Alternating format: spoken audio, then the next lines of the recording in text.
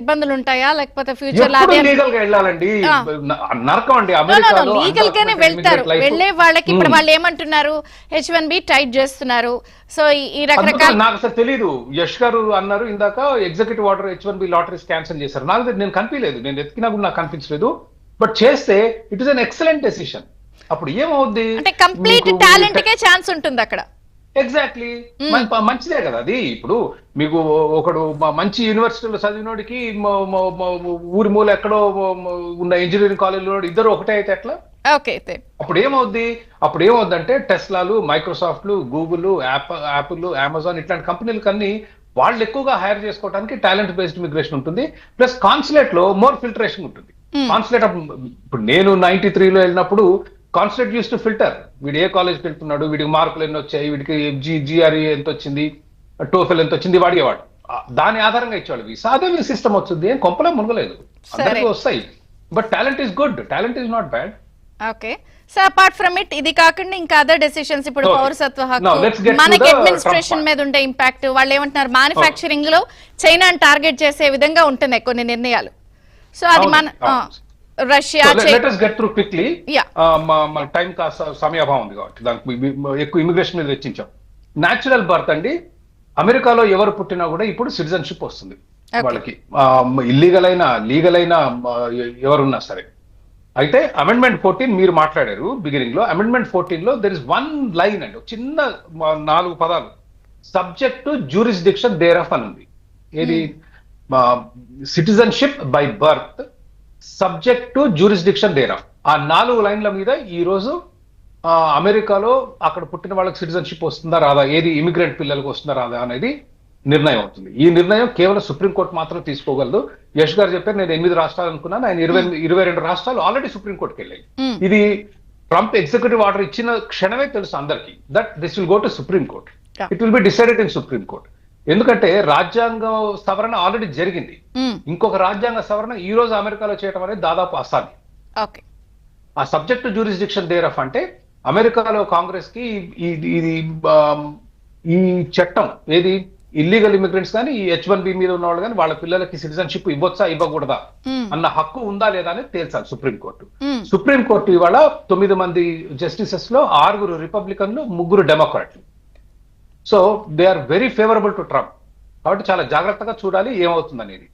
But historically దాదాపు 100 సంవత్సరాల పైనుంచి కూడా అమెరికాలో ఉన్న చట్టం, అమెరికాలో సుప్రీంకోర్టు గత రూలింగ్స్ కనుక చూసుకుంటే అక్కడ పుట్టిన వాళ్ళకి ఆటోమేటిక్ గా సిటిజన్షిప్ వస్తుంది.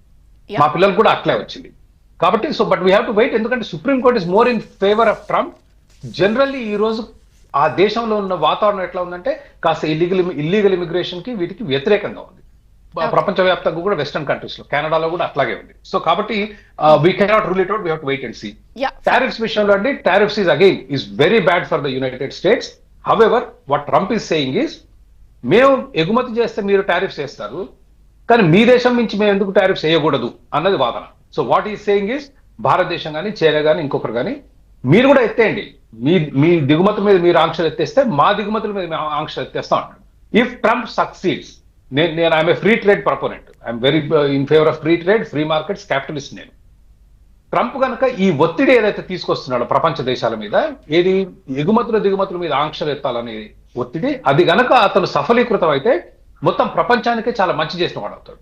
విఫలమైతే మాత్రం చాలా నష్టం జరుగుతుంది. So we have to wait and see. అంటే ఇప్పుడు మనం ఆయిల్ రష్యా దగ్గర తీసుకుంటున్నాము, ఇవి పోటీ తత్వంలో ఏమవుతుందంటే మనకేమన్నా ఇది ప్లస్ మైనస్ అవుతుందా? అక్కడ మీద ఇక్కడ మనం ఎక్కువ కొనుక్కోవాలి కదా, అది రూబెల్స్, ఇది డాలర్స్. లేదు మనం రష్యా, ఇండియా ఆయిల్ మధ్యలో రూబెల్స్ తో చేస్తూ వ్యాపారం చేయడానికి ప్రయత్నించాయి. It will not work out. Lot of countries are trying. ఇప్పుడు బ్రిక్స్ నేషన్స్ కూడా అన్నాయి it is not working out. ఏమైంది, మనం రష్యాకి ఆయిల్ ఎక్స్పోర్ట్ చేసి వాళ్ళకి రూపాయలు ఇచ్చాం, వాళ్ళ బిల్లు పంపిస్తే మనం రూపాయలు ఇచ్చాం. ఆ రూపాయలు ఎవరు కొనట్లేదు, మూలుగుతున్నాయి అక్కడ రష్యాలో. Dollar is the international currency, euro is also an international currency. ఈ రోజు వరల్డ్ ట్రేడ్, ప్రపంచ వ్యాప్తంగా మనం ఏమైనా ట్రేడ్ చేయాలంటే డాలర్స్ గానీ యూరోస్ లో గానీ జరుగుతుంది.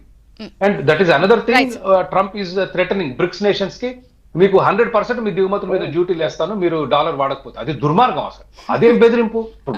మనం దేంతో ట్రేడ్ చేసుకోవాలని మన సావరిన్ రైట్. అట్లా ఆ మధ్య ఇంకా ఆయన చాలా సీరియస్ అయ్యారు కదా, మీరందరూ కలిసి కొత్త కరెన్సీ చేస్తే కూడా మీ మీ సంగతి తేలుస్తానని. సంగతి తెలుస్తా అంటాడు. How he doesn't have right. మీరు అసలు నాకు పోటీగా నా డాలర్ మీద కొత్త కరెన్సీ తెస్తే కూడా ఊరుకోని అన్నాడు. కామన్ కరెన్సీ అన్నాడు. ఇప్పుడు బెదిరిస్తున్నాడు 100% డ్యూటీ వేస్తాను, Yeah, yeah. Which is outrageous. అంటే దుర్మార్గం ఏంటంటే, ప్రపంచం డాలర్ ఎందుకు వాడాలి? డాలర్ ని మనం విలువ ఇస్తే మనం వాడతాం. డాలర్ విలువ వాళ్ళు ట్రిలియన్స్ ఆఫ్ ట్రిలియన్స్ డాలర్లు. సార్ ఇప్పుడు ఈ నిర్ణయాలతో ఇప్పటికే మనకి రూపాయి 86 రూపాయలు అయిపోయింది కదా డాలర్. మన పరిస్థితి ఏంటిది, ఇంకా పెరుగుతుందా? అది మోడీ గారి పుణ్యం మీద ఆధారపడి ఉంటుంది. అంతేనా? మోడీ గారి విధానాల మూలంగా ఈ రోజు manufacturing is again one of the lowest. GDP has dropped significantly. మన జీడిపి కోవిడ్ టైంలో ఉన్నంత కిందికి దిగజారిపోయింది. సో మన ఉత్పత్తి తగ్గినప్పుడు, మన ఇన్ఫ్లేషన్ ఎక్కువ ఉన్నప్పుడు రూపాయి బలహీనం అవుతుంది. రూపాయి బలహీనం అవుతే మన దేశానికి నష్టం జరుగుతుంది, విపరీత నష్టం. ఎందుకంటే మనం దిగుమతి చేసుకునే దానికి ఎక్కువ ఖర్చులు అవుతాయి. Next and will move on to the next topic.